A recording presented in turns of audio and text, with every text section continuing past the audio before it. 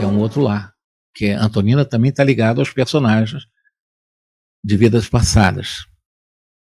E aí, eles atenderam ali naquele momento, perceberam, né, a um espírito de um velho chamado Leonardo, que foi avô da Antonina nessa encarnação, e ali estava padecendo quase um demente, uma loucura, na casa da Antonina, o seu avô desencarnado, num estado de demência, né?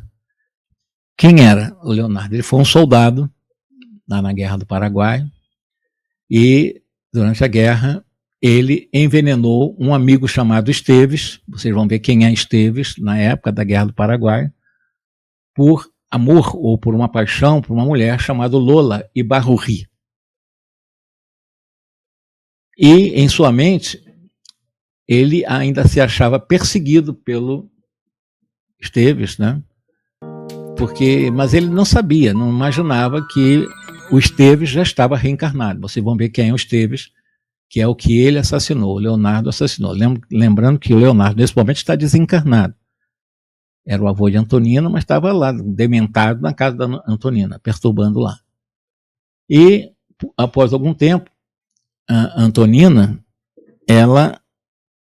percebemos que ela, de alguma forma, né, ela surge para uma viagem e ela queria entender a situação daquele espírito que estava lá, o seu avô, né, para que ela pudesse entender a situação toda que estava acontecendo ali com seu avô desencarnado na casa dela.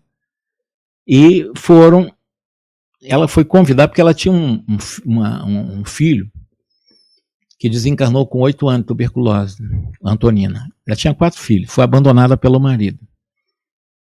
E vejam, ela tinha perdido, as piadas, né, um filho por doença.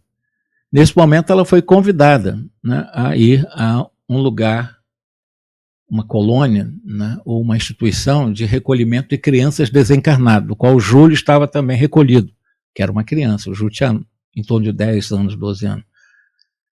E o filho também da Antonina foi recolhido, chamava-se o Lar da Bênção, que é essa instituição que alberga crianças, né? E dentro elas foram até esse local, né? E percebeu que não há na Terra o paraíso perfeito para os que desencarnam. Também não existe o purgatório integral para os que reencarnam. É uma visão de vida de cada um, né? Quando chegaram no Lar da Bênção, esse lugar de acolhimento de crianças desencarnadas, elas, as mães, se reencontraram e reencontraram seus filhos também, mas o Júlio, na visão de Odila como mãe, encontrava-se acamado, estava sob os cuidados de uma outra personagem da obra, que é a Blandina. E a Blandina, até dizem que a Blandina é aquela que foi na Terra a Meimei. Ela teria se chamado Meimei, lá em Uberaba, foi amigo de Chico Xavier e tal, e é a Blandina dessa história aí, tá? Seria a Meimei. Mas o Júlio não tinha restabelecido ainda, né, da sua desencarnação, e ele chamou pelo pai, chamava pelo Amaro, seu pai, e ele apresentava o Júlio nesse Lar da Bênção, né, aquele ferimento bem profundo, que era uma chaga bem profunda, que é resquício de uma outra encarnação dele. Ele morreu afogado, estava recolhido no Lar da Bênção, estava sendo visitado por Odília agora, e Antonino também estava visitando seu filho, que desencarnou também em tuberculose. Ok, mas o Júlio estava sendo cuidado aqui pela Blandina. E o Clarencio explica, né, que nós permanecemos ligados às consequências dos nossos atos, uma vez que nós somos herdeiros das nossas obras. Ele enfatiza isso. Nós colhemos aquilo que nós plantamos, né? E sobre a condição dos espíritos que desencarnam ainda como crianças, ele explica que quando essas crianças regressam à Terra, procuram prestar... Quando chegam no mundo espiritual, eles são tratados como tais, são reeducados, são readaptados para o mundo espiritual. Eu não vejo em obra espírita séria, consagrada, crianças no umbral. As crianças são recolhidas, espíritos de crianças são recolhidos para o tratamento que necessitam.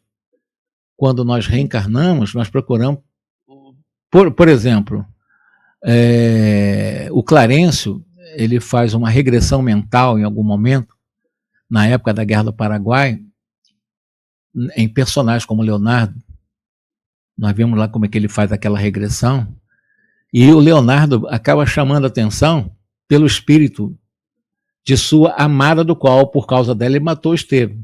Na regressão que ele foi submetido, o velho Leonardo, o avô da Antonina, ele foi ao encontro da Antonina, né?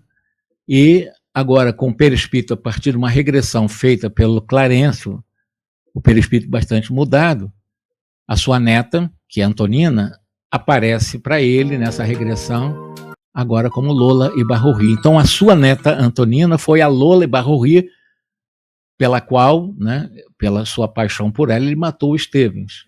O Estevens ainda não entrou, nós não falamos. Estevens foi um enfermeiro no campo de pediatria, ele cuidava de crianças no hospital, ele é especialista, trabalhava como auxiliar de um médico pediatra, né?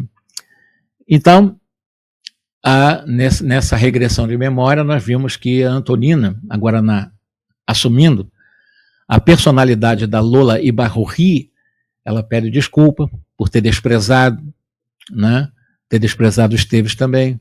Fala dos sofrimentos porque passou depois de abandonar o próprio Estevens, porque o Estevens foi abandonado também. O Estevens, ele foi o traidor de Leonardo, porque Leonardo era apaixonado pela Lola Ibarrurri, que hoje é Antonina. E o Estevens acabou tomando ele do Leonardo. E o Leonardo envenenou, matou o Estevens naquela época da Guerra do Paraguai.